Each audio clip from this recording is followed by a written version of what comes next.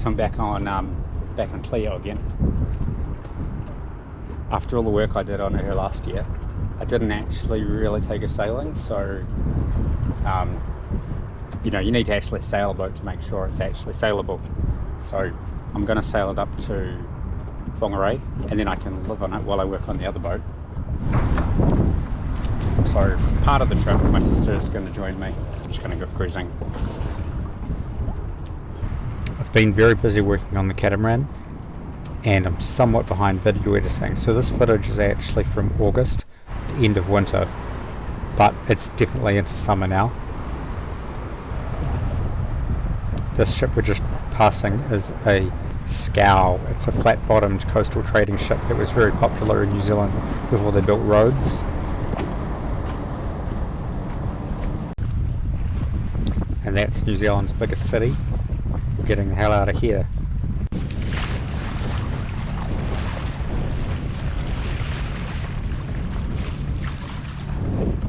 The squall just came. Probably won't last long. It's going to be nice today.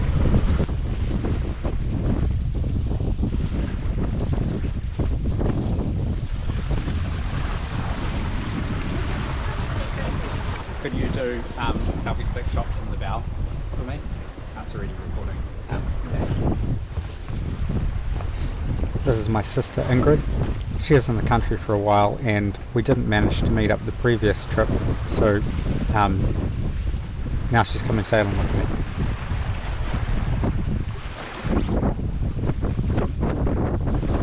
I recently acquired this dinghy.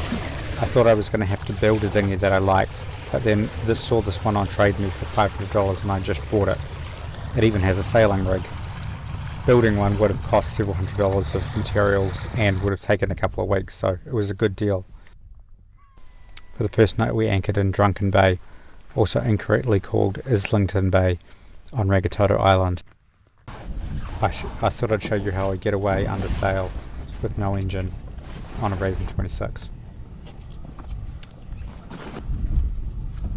First I pull the anchor up short, but not pull it up yet, just make it easier to pull up later.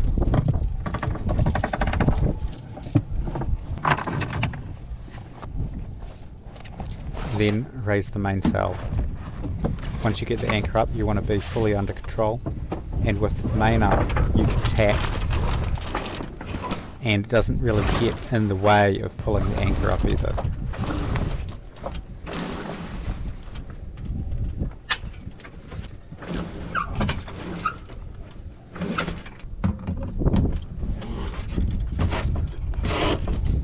One of my pet peeves is the sail not being tight. You see it on YouTube all the time. So I always put a little bit of tension in it. Okay, now we're pulling the anchor up fully. This bay is extremely muddy at the bottom, which is good. It means the holding is really good. But it does get all over you when you pull up the anchor, so just swinging it to get some of the mud off. That's the Coast Guard boat on the mooring right in front of us, so that's going to limit the. We don't want to hit the Coast Guard. Certainly not. Okay, that's the anchor up.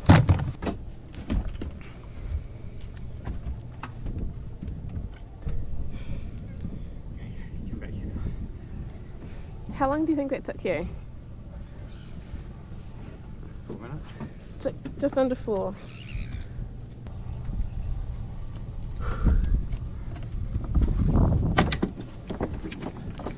So we'll just jibe away from the so we missed the get away from the. Since their boat's so close, I think the best thing to do is jibe. Mm-hmm.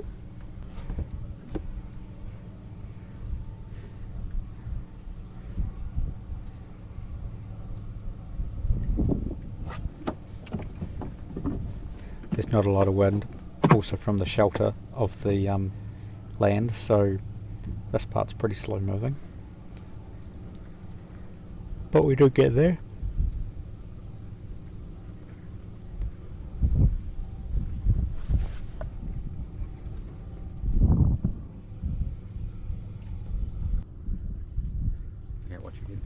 Now that the boat's heading in a safe direction, it's time to raise the big sail. This boat can actually tack with just the main, but you sail a lot better with the head sail up too.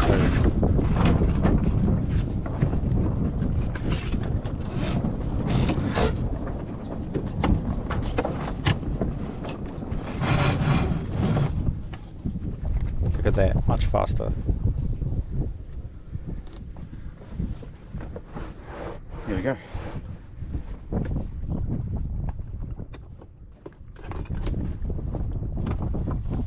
Everything's under control now, so it's time to coil the halyards.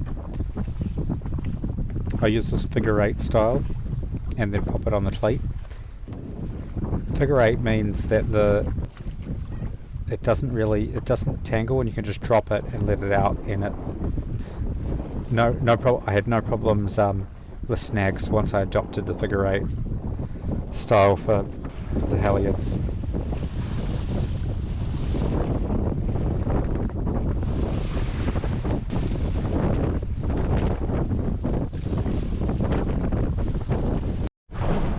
That's the Moturua channel. Next stop, Moturua. The thing with New Zealand is you can get good weather any time of the year, as well as bad weather any time of the year. And I really like to go cruising in August because you can get some quite good weather, and there's generally not too many people out either. Moturua is a small island near Kawau that actually had a hermit living on it in the 30s, which is featured in one of the great New Zealand sailing books, South Sea Vagabonds. That's the wreck in front there. That was acquired by the hermit in question and towed there as a breakwater. You can actually anchor behind that if you have quite a small boat. I think the Raven could get in, but I've never actually tried. As I mentioned before, this dinghy comes with a sailing rig. Helps if there's some wind though.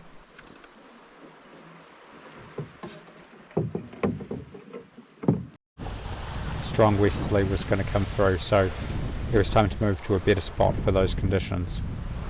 Mansion House Bay.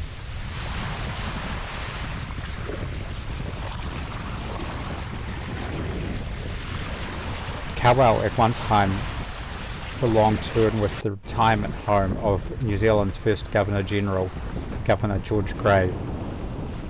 His hobby was botany, and he's the one responsible for importing the Pinus radiata, the oldest of which you see in New Zealand, growing all along here. A row of tall trees is really great for blocking the wind, so I got out the sculling oar to get us into the spot I wanted to anchor. This oar has an angled handle which makes it somewhat feather itself to the correct angle for you. Notice also there's a rope that pulls the handle down. This is following the Chinese style, the yulo. Very rarely do we actually need to get out the sculling oar because there's almost always some wind in the Hauraki Gulf. But it is a nice thing to have when you want to get to the other side of a tranquil bay. Ingrid also caught a fish. That's how it breathes. Not anymore. That's how it used to breathe. Now smile. I don't know if I can. You're a provider. Yeah. You just fed the family. Yeah. I've definitely got blood. Yeah, good job. Yep. Unfortunately, after all that, we forgot to film the delicious meal we made from it. I'm sorry, this is the only shot I got of the mansion, so I guess you'll just have to go and see it yourself. And these, I presume, are the descendants of Governor Grey's peacocks. We went for a hike to the old copper mine. This actually precedes the Grey phase of the island, and now it's just a cool ruin.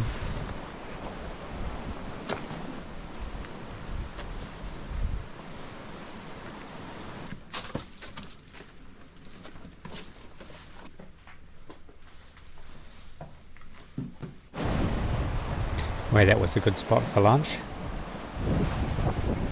And then back over the hill to the most popular part of the island, Schoolhouse Bay.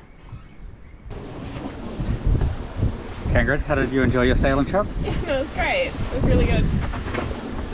What would you say to someone who is considering buying this boat? I was actually impressed. It was much more spacious than I had anticipated, and like it was actually really fun to sail it. This has made me remember that it was very nice having this last sailing trip in this boat with my sister, because it made me remember some of the nicest times on this ship were not going on some death-defying adventure, but just like going cruising with friends. After dropping Ingrid at the bus, I had to get up to Whangarei. 13:27. I'm going to try and sail to Whangarei. It's like 45 miles to the harbour beach, 4 knots average, to make it in 12 hours. So I'll be arriving at night, that's for sure. 13:37. We're underway, going 5 and a bit knots, which I'm very happy about. It was on this boat on which I first deployed my self-steering design. The setup you see here is a combination of old stuff, new upgrades, and then stuff that was just cobbled together this morning. Self-steering working again. Around the corner now. Kawa Island. Great barrier, little barrier Moturua. In the distance, Cape Rodney. It's the next thing to go past. See, we're wing and wing now. Just got the whisker pole. The whisker pole is actually just a bit of old windsurfer mast. Just has a plate at each end, which is just a piece of wood tied on with bicycle tube. This one needs replacing. I have actually 2 spinnaker poles, but it's just like so much easier just to put this lightweight thing up, and it's enough for just holding the jib out.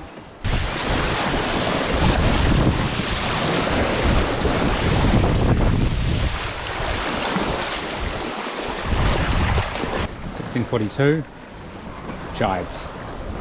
Still sailing along quite nicely.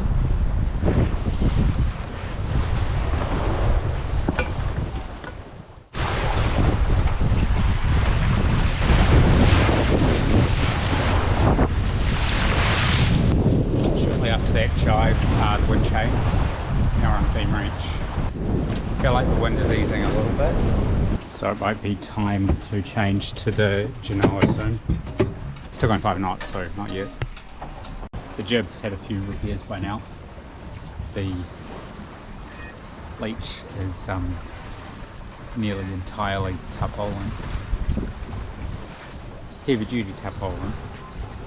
And there's also a large hand stitched repair that I did while sailing from Auckland to Wellington in 2020. 211 hours, and the wind dropped off a bit. I switched to the Genoa. Now we're going 4.5 knots again, but we've gone down to like 3 and a bit. So actually we've made really good time today. 23:58, I dropped anchor. This is the sort of time where you really get the engineless sailing experience. Just sailing very slowly to windward. We do have the tide in our favour, otherwise we would have waited for the tide.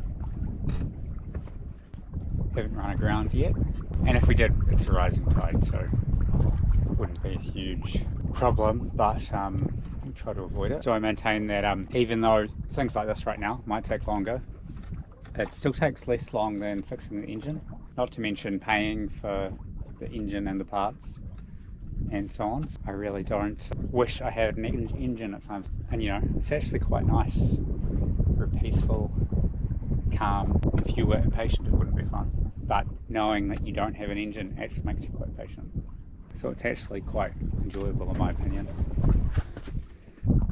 And you know, I reckon everyone's an engine sailor sooner or later when the engine breaks down. The thing is that people just don't realise they can even do it. It's way easier on a little boat like this. It's quite easy to sail off the anchor, sail onto the anchor, get the sails up, pull the anchor up. One of the many advantages of having a small boat. Oh, now we're sailing again.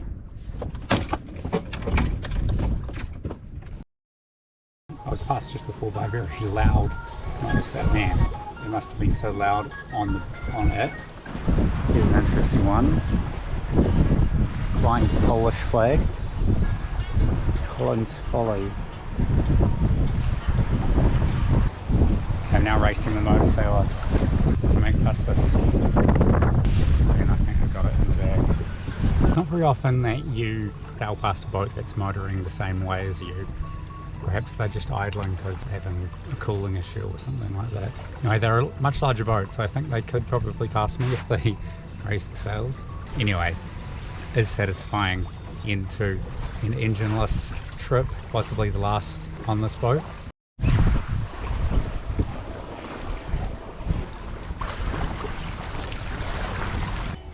Okay, now we're having a race.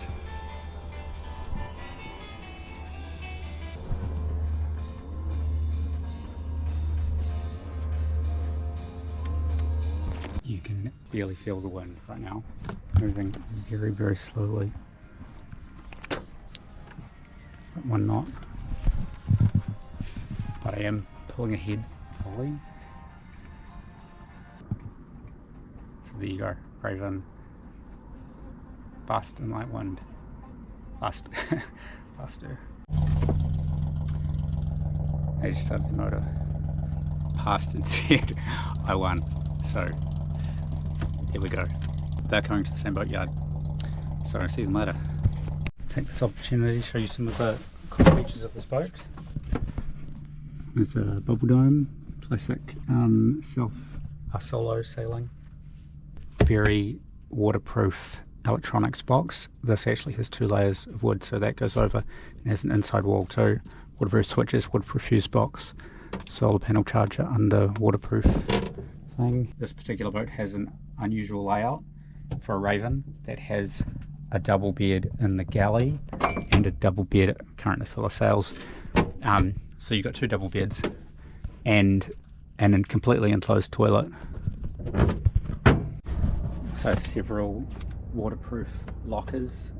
These are very handy, for being able to quickly access, items you may need urgently while sailing.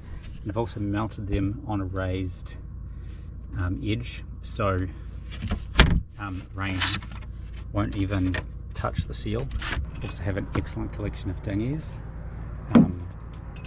The 2-person rowing dinghy with a sailing rig and a small kayak. It's probably too small for you unless you're, like, I'm only 60 kgs. I think it's actually a kid's one. It works. It's good enough for me. Here comes a breeze. Wonder if I can catch them up again. A good trick with this boat, and when you're sailing straight down wind, really light wind, but just for a little while and don't want to set up the pole, you can just run the sheet on the outside, just like grab it, pull it over and take it back to the winch and cleat it. And it just gives you a bit more angle.